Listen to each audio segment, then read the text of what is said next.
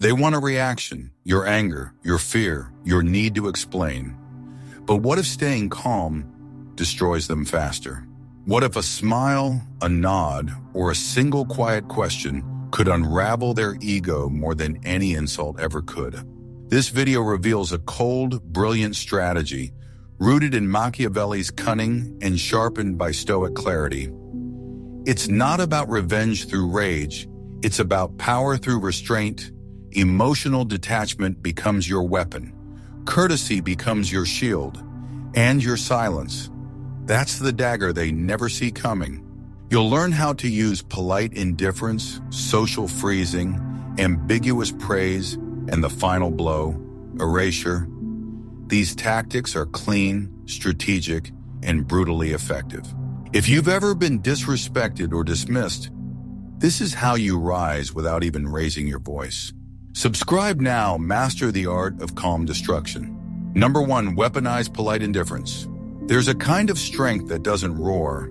It doesn't shout or seek to prove anything. It simply watches, smiles, and lets others exhaust themselves. That's the heart of polite indifference. When someone tries to provoke you through insults, condescension, or passive aggression, they're fishing for emotional fuel. They want your frustration, your defensiveness, your reaction. But when you meet their fire with calm, collected courtesy, you rob them of power. You become untouchable. Not because you overpowered them, but because you made them irrelevant. This tactic is not passive, it's deliberate restraint. It's the power to hold your center while someone else flails, confused by your refusal to dance with their dysfunction. And this is where Stoicism becomes your anchor. Marcus Aurelius wrote, "The best revenge is to be unlike him who performed the injury." That wasn't just moral advice, it was strategic. If someone acts with spite, you respond with stillness.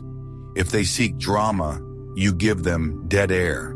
If they insult you, you nod and say, "You might be right." Not with sarcasm, but sincerity, because the goal is not to win the argument. It's to render the game beneath you.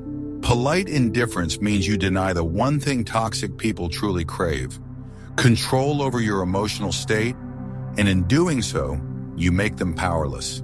Seneca put it clearly, "A wise man is indifferent to everything he cannot control." That includes others' slander, bitterness, and schemes. You don't need to fight what cannot touch your core. Your dignity is your defense. Consider Maya Angelou. She was no stranger to public criticism, racial hostility, and personal betrayal. Yet she met such ugliness with measured calm and disarming grace. When asked how she handled insults, she said, "I don't pick them up." She refused to carry what was never hers. Her indifference wasn't cold. It was enlightened. She let her character speak louder than any retort. Leonardo da Vinci offers another model. In Renaissance Florence, rival artists publicly mocked his work, jealous of his acclaim. He never answered their jabs. He never retaliated. Instead, he disappeared into his process. His silence was not absence. It was a loud refusal to be pulled into petty noise. And history rewarded that stillness. His creations, not his comebacks, made him immortal. But let's go deeper. Take Oprah Winfrey, one of the most dissected public figures of our time. She has been called manipulative, fake, even dangerous, but rarely has she fired back.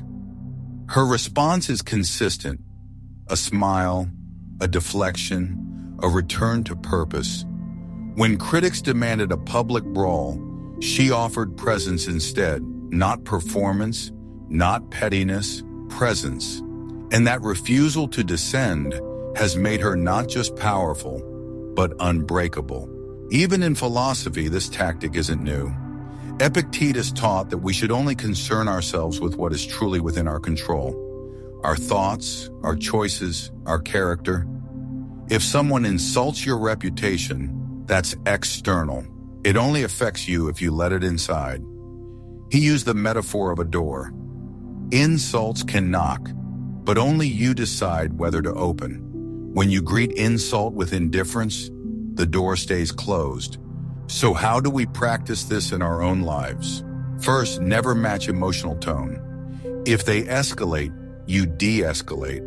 If they shout, you speak softly. If they push, you step aside. This disarms their rhythm.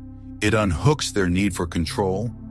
You turn conflict into stillness, not by surrender, but by clarity.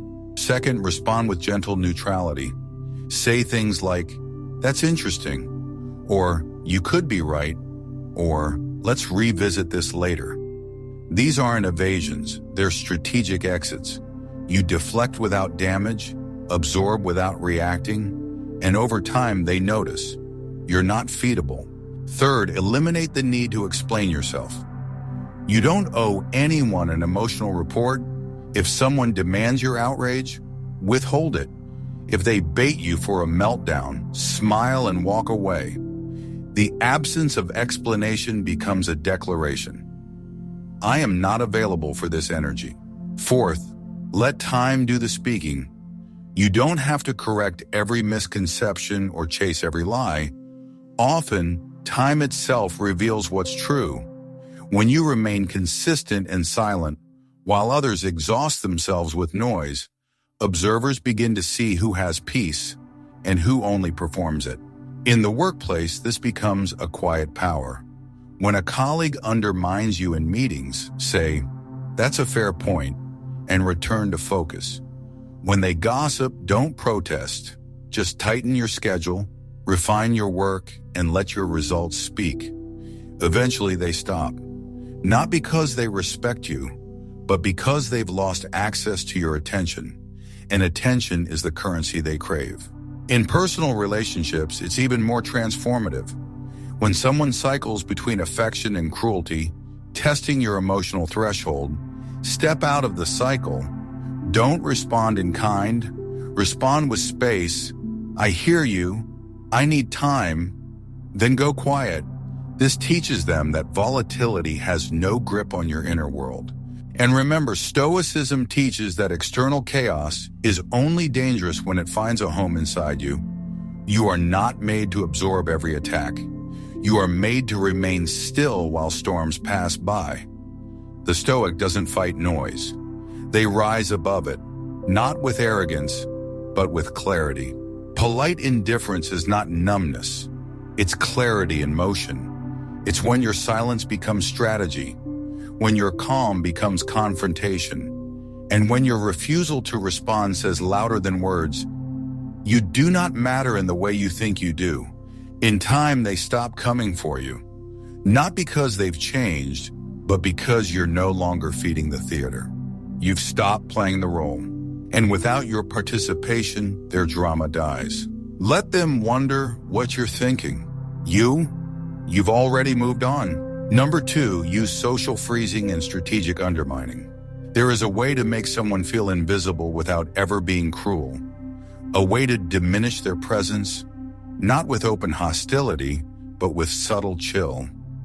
This is what I call social freezing, the art of responding with perfect civility while denying emotional warmth, and when paired with quiet, strategic undermining, it becomes one of the most disarming tactics in your arsenal.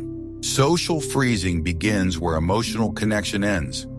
You do not argue, you do not lash out, you do not retreat into silence. Instead, you remain visible, polite, and impeccably formal. You say "good morning" with the same tone you'd use for a stranger at a hotel front desk. You smile, but with no spark in your eyes. You listen, but offer no reaction beyond what duty requires. Why is this so powerful? Because it denies your opponent the one thing they crave more than victory: significance. When they realize you are engaging with them out of structure, not spirit, protocol, not personal interest, they begin to feel like background noise in a story that no longer includes them. This slow erosion of importance is far more painful than direct rejection because it offers no target for retaliation. The Stoics understood this power intimately. Epictetus taught that we are only disturbed not by events, but by our judgment of them. Social freezing is the embodiment of this principle. You see the person clearly, but strip them of the emotional weight they once held in your mind. You treat them like a passing object, a neutral event, a gust of wind, and in doing so, you reclaim your peace without saying a single harsh word. This tactic sharpens when combined with strategic undermining. This isn't about slander, it's about planting seeds of doubt through calm, public detachment. You subtly reframe your opponent's credibility without ever attacking it directly. You might agree with them in meetings. That's certainly one way to approach it, or praise them with vague qualifiers. Their leadership style is definitely unique. These aren't insults, they're shadows. They raise questions without answers. They nudge others to look twice, without telling them what to see. This is where Stoic intelligence meets Machiavellian strategy. You remain virtuous in action, but sharp in perception. You speak kindly, but never flatter. You withhold praise when it is undeserved. And when you must acknowledge, you do so with such ambiguity that others wonder if your approval was sincere or surgical. Consider Eleanor Roosevelt as First Lady. She was surrounded by critics, even within her own party, who sought to diminish her influence. She never attacked. Instead, she mastered the art of cool civility. She responded with phrases like, "That's a perspective I've heard before." She didn't fight them. She froze them out until their words lost weight. She remained courteous, but distant, present, but unreachable. Or look at Steve Jobs, not in his fiery moments, but in how he treated weak ideas. He didn't always argue. Sometimes he simply stared, offered a quiet, or a flat, interesting, and moved on. No confrontation, just erasure. Within Apple's culture, this was more devastating than a direct challenge, it said. This idea isn't even worth resisting. Even Ralph Waldo Emerson understood this approach. In his journals, he wrote that some people are to be met with silence, for they cannot be answered with words. Not every challenge deserves a rebuttal. Some only deserve disappearance. And here's the deeper truth. When you master this technique, you don't just remove their influence, you remove their ability to define you. You stop existing in reaction to them. And this, more than anything, breaks the loop of manipulation, conflict, and emotional confusion. So how do you practice this without becoming cold or fake? First, refine your tone. Drop the performance. Speak plainly, even warmly, but never with the old emotional charge. When you interact with someone who has harmed you, stay professional, respectful, but the personal bond is gone. You don't need to explain it, it will be felt. Second, master neutral presence. Be there but light, offer opinions only when asked, smile only when earned. You're not punishing anyone. You're removing the emotional transaction, the Stoics would call this detachment, emotional sobriety. Third, undermine without aggression. Say things that are technically polite but subtly hollow. They've got a lot of energy. They certainly take bold risks. Let your ambiguity do the speaking. Let others do the interpreting. Fourth, be consistent. This tactic works through patterns, not in one sharp moment, but in your steady emotional distance over time. Eventually, your opponent feels it. Not as cruelty, but as quiet irrelevance. Fifth, stay inwardly anchored. These are tools, not identities. Don't become obsessed with the method. Use it when needed, then return to peace. If your aim becomes revenge, you've already lost your clarity. This is the point. Social freezing isn't punishment, it's clarity. It's the act of saying, I'm not angry, I'm simply no longer open to this dynamic. The Stoic doesn't exile others with rage, but with detachment, and that paradoxically cuts deeper. In the end, your indifference becomes their mirror. They see themselves reflected in your stillness and begin to question not just what they did, but who they are in your world now. That's the genius of this approach. No chaos, no conflict, just a quiet shift in gravity until they float into irrelevance. Let them speak, let them spin. You remain composed, kind, and clear. And in that stillness, you win. Number 3, master ambiguous praise and Socratic sabotage. Not every challenge needs confrontation. Sometimes the most devastating blow is a compliment wrapped in ambiguity, a question asked too politely, a spotlight shined at just the right moment on someone's blind spot. That is the genius of ambiguous praise and Socratic sabotage. This tactic isn't about being dishonest. It's about using the truth with surgical precision. Where others attack with volume, you attack with clarity. You don't humiliate, you illuminate. And in doing so, you let your opponent fall on the sword of their own contradictions. Ambiguous praise is subtle. It sounds respectful, but it raises eyebrows. It's the phrase that sounds like admiration, but feels like a mirror. Your leadership style is certainly bold. You always manage to stand out in meetings. I admire how confidently you stick to your opinions, no matter what the data says. These comments aren't lies. They're accurate shadows. They make people pause, reflect, wonder, and in that discomfort, they begin to unravel. But this tactic works best when paired with Socratic sabotage. Named after the philosopher Socrates, this method relies on asking sincere-sounding questions that expose flawed reasoning. Socrates never lectured. He simply asked, and by the end of the conversation, those who claimed to know everything were often left speechless, undone not by insult, but by their own answers. The Stoics revered Socratic thinking. Marcus Aurelius, who ruled Rome under immense pressure, often warned against unchecked ego. He wrote, "The opinion of 10,000 men is of no value if none of them know anything about the subject." What better way to expose ignorance than to gently ask a question and let the silence do the cutting? When someone tries to dominate through arrogance, you don't meet them with emotion. You ask them to explain, calmly, publicly, respectfully. Could you walk us through the data behind that claim? What led you to that conclusion? How would that apply to someone who disagrees with you? These are not traps, they are invitations.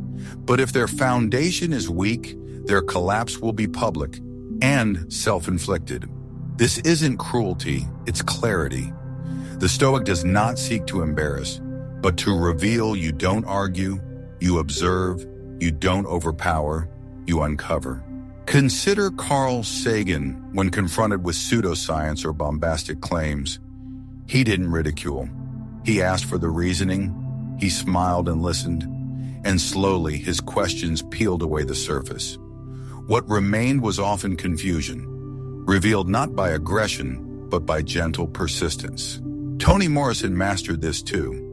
When journalists framed questions through bias, she didn't attack. She reframed, "Why have you never asked a white writer how they write about white characters?" That question, asked calmly, dismantled decades of literary bias. It didn't shout, it struck, and in the silence that followed, truth had already won. Charlie Munger, the quiet partner of Warren Buffett, also embodied this. When faced with overconfident predictions, he didn't argue. He'd simply ask, "Why do you think you know that?" His tone was calm, but the implication was sharp, and often no answer followed. Just realization. So how do you master this in your life? First, stop correcting people directly. Direct correction triggers defensiveness. Questions invite reflection. They slip under the ego's radar. When someone claims moral superiority, ask, what personal experience shaped that view? When they assert dominance, ask, how would this look if it turned out to be wrong? Second, refine your tone. The question only works if it's delivered without malice. You're not mocking, you're inviting. The power lies in how calm you remain, how emotionally neutral your voice stays. Third, use ambiguous praise sparingly. Too much and it reeks of sarcasm. Too little and the message gets lost. The goal is not to belittle, it's to introduce quiet contrast, to raise a doubt without starting a fight. Fourth, let silence do the heavy lifting. Ask the question, then pause, don't rush to clarify. Let the tension breathe. Most people fill silence with noise. The Stoic uses it to let truth echo. Fifth, detach from outcome. You're not asking the question to win. You're asking to understand or to let others see clearly. Whether or not they change is not your concern. Your task is to remain rooted in reason, calm in posture, and sharp in perception. Sixth, remember, the purpose of this technique is never to shame. It is to reveal. The Stoic understands that clarity, not conquest, is the path to peace. You're not aiming to destroy another's argument. You're offering them the chance to step into light or away from illusion. And finally, know this. Every time you choose the path of calm confrontation, you practice discipline. You shape your identity as someone who doesn't react blindly, but thinks deliberately. In that restraint, you gain more than control. You gain credibility. This is the Stoic art of confrontation. Quiet, surgical, clean. You don't control others, but you can create the environment where they reveal themselves, and that is more lasting than any argument. In the end, the most powerful person in the room is rarely the loudest. It's the one who asks the sharpest question, who delivers the faintest praise, who waits, not to dominate, but to see what collapses on its own. So the next time someone oversteps, don't raise your voice, raise the standard of thought. Let them answer themselves into a corner. Let them expose what they tried to hide. You stay calm, curious, and impossibly precise. And that's how the quietest voice becomes the most unforgettable. Number 4, mirroring and amplifying. Power is rarely seized through force. More often, it's surrendered quietly. Through confusion, through false certainty, through performance. That's what makes mirroring and amplifying such a devastating tactic. It doesn't confront, it reflects, it doesn't argue, it exposes. And in doing so, it turns another person's illusion into their undoing. Here's how it works. When someone tries to dominate, manipulate, or perform superiority, you don't resist them head on. Instead, you reflect their behavior back at them, just slightly exaggerated. You mirror their posture, their tone, even their tactics, but you take it 1 degree too far, enough for it to feel strange, enough to make others look twice. What once seemed like confidence now appears theatrical. What once passed for leadership now feels cartoonish. The Stoics would say, let people defeat themselves, don't get in the way. Epictetus taught that external behavior is never the real threat. Only your internal reaction is. Mirroring is how you stay calm, even as you let others reveal what's hollow in their actions. You don't sabotage them, they do it on their own. You simply hand them the mirror. Let's bring this to life. Imagine you're in a meeting. One person constantly interrupts, makes sweeping declarations, and name drops as a way to dominate. Instead of calling them out, you join them. Slightly, you interrupt once, you name drop someone irrelevant, you praise your own ideas out loud. You lean in and mirror their exact words. That's brilliant, just like I said earlier. And suddenly others begin to notice the pattern, not because you attacked, but because you amplified what was already there. And in that exaggeration, it becomes hard to ignore. This method is not cruelty, it's a form of Socratic contrast. The ancient philosopher Socrates used questions to unravel people's false logic. He didn't tell them they were wrong, he guided them to see it for themselves. Likewise, mirroring allows someone to confront their own reflection, not through accusation, but through repetition. Public figures have used this to brilliant effect. Jon Stewart, in his prime, often used mirroring in political debate. Rather than aggressively challenging a flawed argument, he would restate it, amplifying the logic until it collapsed on itself. So what you're saying is, if we help people, they become weaker? He didn't need to argue. The distortion was clear. The audience saw the flaw. The speaker had no defense, because the attack came from their own words, reflected back with clarity. Another form of mirroring is energetic. When someone speaks with performative enthusiasm to mask control, you mirror their intensity, but slightly more. When someone uses false modesty, you amplify their self-deprecation until it becomes performative. You meet silence with deeper silence, and suddenly their act starts to unravel. People aren't used to hearing their own emotional tactics magnified. It makes them uncomfortable. It makes others pay attention. Even in personal relationships, this works. Suppose someone frequently makes passive-aggressive comments. You don't confront them. You respond with exaggerated sweetness. "Oh, that's such a kind way to say that. Thank you for your honesty."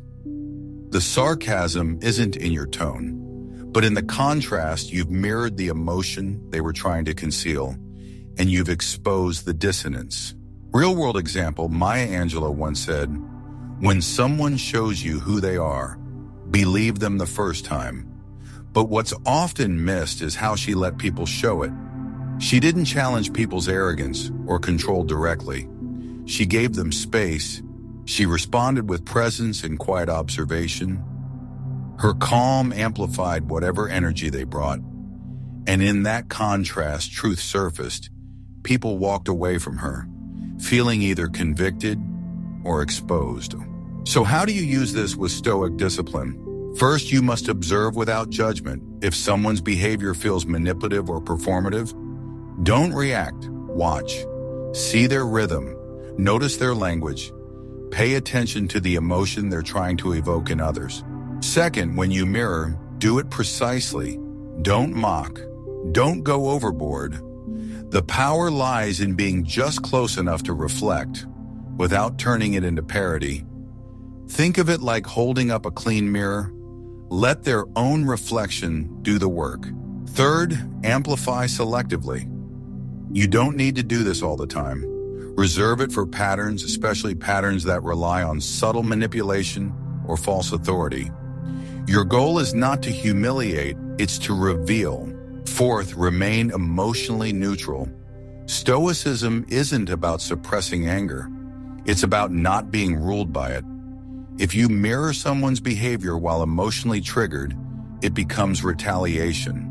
But if you mirror from a place of detachment and clarity, it becomes insight.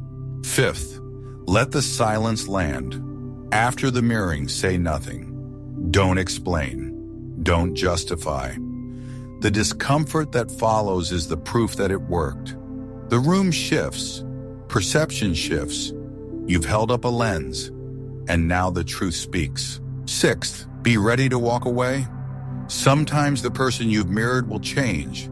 Sometimes they'll grow hostile. The Stoic accepts both outcomes because you didn't mirror to manipulate. You did it to expose. And once the truth is visible, your work is done. There's a deeper lesson here. People often project images they themselves are unwilling to see clearly. They hide behind charm, aggression, or performance. But when you reflect it back, calmly, surgically, patiently, it shatters the illusion. This is what the Stoics called living in accordance with nature. Nature doesn't argue, it reveals.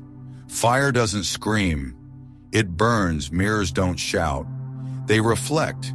You are most powerful not when you react, but when you reveal. So the next time someone plays games with your mind, don't match them, reflect them. Mirror their strength until it becomes awkward. Amplify their logic until it sounds absurd. And when they finally see it, you return to stillness, back to calm, back to yourself, where their noise can't follow. Number 5, erasure and absence. Some people don't deserve your energy, not your words, not your presence. and certainly not your reaction. The most powerful move you can make when confronted by manipulation or persistent disrespect is not revenge or rebuttal. It's disappearance. This is the strategy of erasure. The Stoics taught that virtue is internal, that our peace must not depend on another person's behavior, and yet too often we give away our power by staying emotionally entangled, trying to correct, to be understood, to fix someone who never intended to listen. But when you remove your energy entirely, calmly, quietly, with no explanation, you don't just reclaim your peace, you remove the very fuel their tactics depend on. Erasure doesn't mean ghosting, it means exiting with grace. It is the act of becoming emotionally invisible to the person who once fed on your attention. You don't announce your departure, you just stop being available in the way they expect. Where there was once reactivity, there is now stillness. Where there was once emotional labor, there is now silence. This is not punishment, it's protection. You are no longer giving your presence where your value is ignored. And by stepping back, you force them to meet the weight of their own behavior without your help in carrying it. Marcus Aurelius, Emperor of Rome and student of Stoicism, wrote in his Meditations, "The best revenge is to be unlike him who performed the injury." He didn't say retaliate, he said become unlike. And the clearest way to become unlike someone harmful is to remove yourself from their world entirely. You stop playing their game, you stop reacting, you become absence itself. Now, why is this so effective? Because most manipulators feed off attention, whether it's praise, conflict, explanation, or apology. It keeps them centered in your emotional life. Even your anger is nourishment to them. They want to be seen, responded to, discussed, but erasure? Erasure says, you are no longer important enough to disturb my peace. Psychologically, this shift is profound. When someone expects drama and receives distance, they spiral. When they expect to be chased and instead face silence, their control weakens. Because silence doesn't just end the conversation, it ends their illusion of power. Let's look at real-life examples. Take the poet Rainer Maria Rilke. When faced with relationships that drained him creatively or emotionally, he didn't fight them. He disappeared into solitude. He wrote letters instead of arguments. He withdrew not out of weakness, but to protect the clarity he needed to write. His absence was not passive, it was active discipline. Or James Baldwin, who famously walked away from conversations that devolved into empty provocation. He once said, "You have to go the way your blood beats." For him, engaging in noise was a betrayal of purpose. So he didn't scream, he stepped back. His distance was not silence, it was stance. In a more modern context, look at Oprah Winfrey. There are moments in interviews where a guest attempts to provoke, deflect, or manipulate. Oprah's most powerful moments are often her quietest. She doesn't interrupt. She lets silence do the talking. That pause, the calm withholding of energy, is sometimes more revealing than any challenge she could speak aloud. It says, "I see what you're doing, but I will not join you in it." So how can you apply the Stoic strategy of erasure in your life?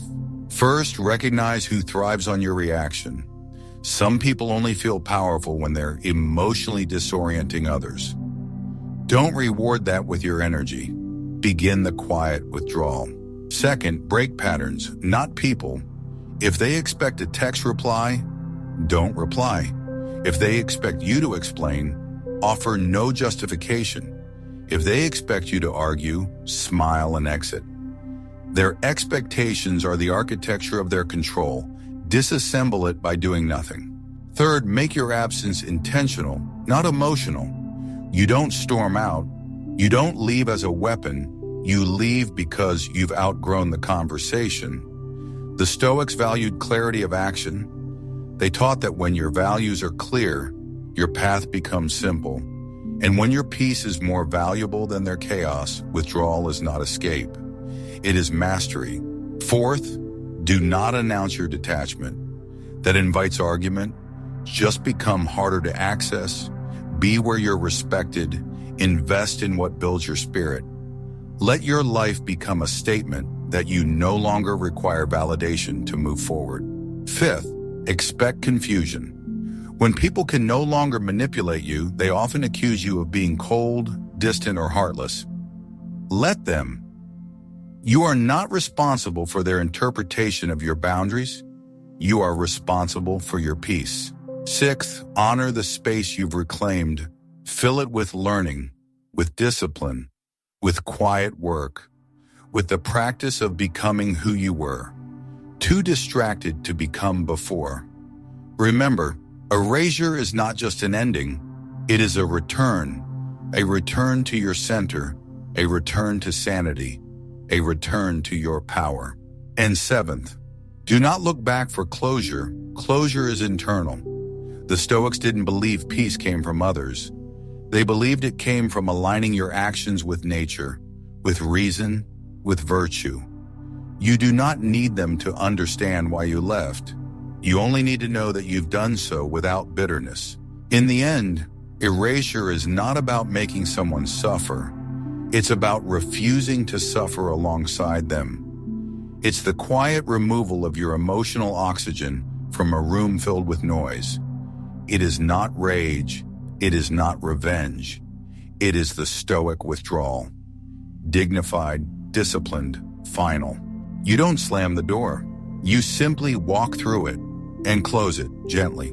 Because the person who walks away without rage is the one who never needed the chaos to begin with. You don't have to raise your voice to raise your power. You don't have to fight back to win. The Stoic path teaches us that the most effective form of strength is restraint, the kind that dismantles manipulation without a word. Politeness is not weakness, silence is not surrender, and walking away is not defeat. When you control your reaction, you control the entire interaction. That is the essence of power. So let them try their tricks. Let them play their games. You don't need to compete. Because you're not here to impress, you're here to stay free. If this message reached you, if it helped you remember who you are, then subscribe for more.